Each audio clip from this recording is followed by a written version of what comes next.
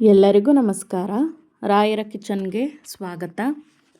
ಇವತ್ತು ನಾವು ಮನೆಯಲ್ಲಿಯೇ ಗೋಬಿಯನ್ನು ಬಳಸ್ಕೊಂಡು ಗೋಬಿ 65 ಹೇಗೆ ಮಾಡೋದು ಅಂತ ನೋಡ್ಕೊಂಡು ಬರೋಣ. ತುಂಬಾ ಸಿಂಪಲ್ಲಾಗಿ ಮಾಡ್ಕೋಬೋದು. ಇದನ್ನು ಮಾಡಲಿಕ್ಕೆ ಏನೆಲ್ಲ ಸಾಮಗ್ರಿಗಳು ಬೇಕು ನೋಡೋಣ. ಇಲ್ಲಿ ನಾನು ಶುಂಠಿ ಬೆಳ್ಳುಳ್ಳಿ ಪೇಸ್ಟನ್ನು ತಗೊಂಡಿದ್ದೀನಿ, ಖಾರದ ಪುಡಿ, ಉಪ್ಪು, ಚಾಟ್ ಮಸಾಲ, ಕರಿಬೇವು, ಗರಂ ಮಸಾಲ, ಜೀರಿಗೆ ಪುಡಿ ಹಾಗೂ ಧನಿಯಾ ಪುಡಿಯನ್ನು ತಗೊಂಡಿದ್ದೀನಿ. ಇಲ್ಲಿ ನಾನು ಮೈದಾ ಹಿಟ್ಟು, ಕಾರ್ನ್ಫ್ಲೋರ್, ಗೋಬಿಯನ್ನು ನಾನು ಇಷ್ಟು ದಪ್ಪವಾಗಿ ಕಟ್ ಮಾಡಿಟ್ಕೊಂಡಿದ್ದೀನಿ.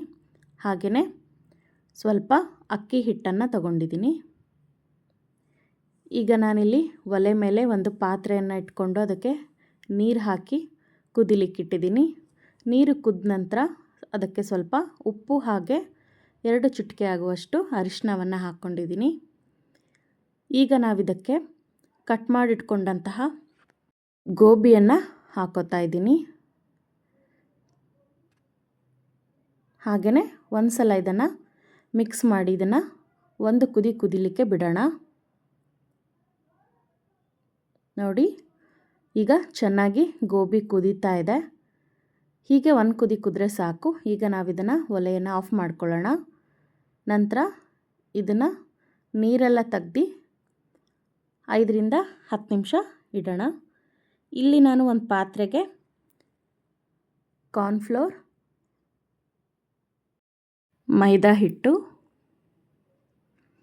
ಹಾಗೆಯೇ 1-2 ಟೀ ಸ್ಪೂನ್ ಆಗುವಷ್ಟು ಅಕ್ಕಿ ಹಿಟ್ಟನ್ನು ಹಾಕ್ಕೊಂಡಿದ್ದೀನಿ ಗರಿ ಬರೋದಕ್ಕೆ.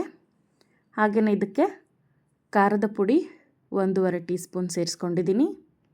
ನಂತರ ಜೀರಿಗೆ ಪುಡಿಯನ್ನು 1 ಸ್ಪೂನ್ ಹಾಕ್ಕೊಂಡಿದ್ದೀನಿ. ಚಾಟ್ ಮಸಾಲವನ್ನು 1 ಸ್ಪೂನ್ ಹಾಕ್ಕೊಂಡಿದ್ದೀನಿ.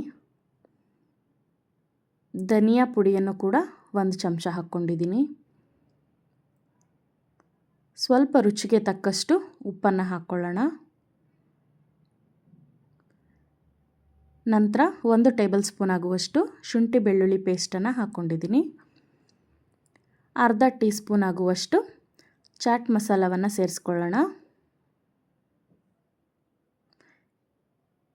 ಈಗ ಇದೆಲ್ಲದನ್ನು ಚೆನ್ನಾಗಿ ಕೈಯಲ್ಲಿ ಮಿಕ್ಸ್ ಮಾಡ್ಕೊಳ್ಳಿ. ನಂತರ ಸ್ವಲ್ಪನೇ ನೀರು ಸೇರಿಸ್ತಾ ಗಂಟಿಲ್ಲದೆ ಇರೋ ಹಾಗೆ ಕಲಿಸ್ಕೊಳ್ಳಿ. ಒಂದೇ ಸಲ ನೀರು ಹಾಕ್ಕೊಳ್ಳೋಕೆ ಹೋಗ್ಬಿಡಿ. ನೋಡಿಕೊಂಡು ಸ್ವಲ್ಪನೇ ನೀರು ಸೇರಿಸ್ಕೊಳ್ಳಿ. ನೋಡಿ, ಈಗ ಗಂಟಿಲ್ಲದೆ ಇರೋ ಹಾಗೆ ಹಿಟ್ಟನ್ನು ಕಲಿಸ್ಕೊಂಡಿದ್ದೀನಿ. ಇಲ್ಲಿ ನಾನು ಒಲೆ ಮೇಲೆ ಎಣ್ಣೆಯನ್ನು ಇಟ್ಕೊಂಡಿದ್ದೀನಿ.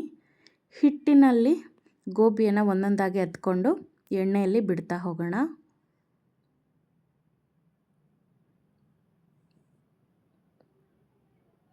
ನೋಡಿ, ಒಂದೊಂದೇ ಗೋಬಿಯನ್ನು ಹಿಟ್ಟಿನಲ್ಲಿ ಎತ್ಕೊಂಡು ಬಿಡ್ತಾ ಇದ್ದೀನಿ. ಇದನ್ನು ಮಾಡ್ಕೊಳ್ಳಿಕ್ಕೆ ತುಂಬ ಟೈಮೇನು ಬೇಕಾಗೋದಿಲ್ಲ. ಹಾಗೆಯೇ ಮನೇಲಿ ಎಲ್ರಿಗೂ ತುಂಬಾ ಇಷ್ಟ ಆಗುತ್ತೆ. ಸಂಜೆ ಟೈಮಲ್ಲಂತೂ ಮಾಡ್ಕೊಂಡು ತಿನ್ನಲಿಕ್ಕಿದು ತುಂಬಾ ರುಚಿಯಾಗಿರುತ್ತೆ.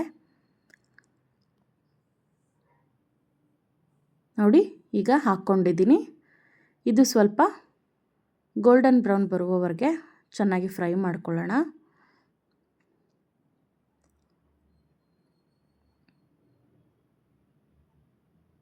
ನೋಡಿ, ಎಷ್ಟು ಚೆನ್ನಾಗಿ ಬಂದಿದೆ. ಈಗ ನಾವಿದನ್ನು ಒಂದು ತಟ್ಟೆಗೆ ಟ್ರಾನ್ಸ್ಫರ್ ಮಾಡ್ಕೊಳ್ಳೋಣ.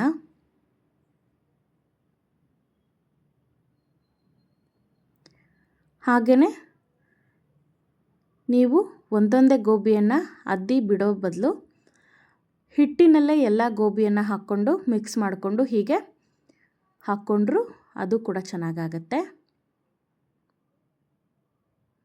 ನೋಡಿ, ಈಗ ಇನ್ನೊಂದು ಸಲ ಹಾಕ್ಕೊಂಡಿದ್ದೀನಿ. ಅದನ್ನು ಕೂಡ ಚೆನ್ನಾಗಿ ಫ್ರೈ ಮಾಡ್ಕೊಂಡಿದ್ದೀನಿ.